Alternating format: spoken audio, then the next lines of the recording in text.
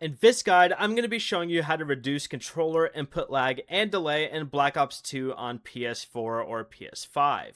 This is Miguel from Just Boz, and before we get into this guide, make sure to like the video and subscribe to the channel with all notifications on for more content like this. It really does help out the channel and we'd greatly appreciate it. If you have any questions, just ask them down in the comment section below. I'm going to be doing my best to reply to every single comment down there.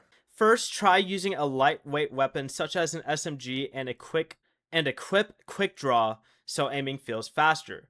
You can also slightly increase your controller sensitivity to make movement and aiming feel more responsive. Next, use a gaming monitor if possible. If you're playing on a TV, open its picture settings and enable game mode or FPS mode to reduce display delay.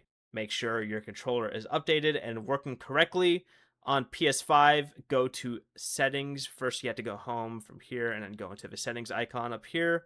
Select the option that says accessories right here. Then go down to controller and communication method. Go ahead and choose the USB cable instead and connect the controller directly to the console for a more stable connection. Finally, you can restart your router and consider switching from Wi-Fi to a wired Ethernet connection.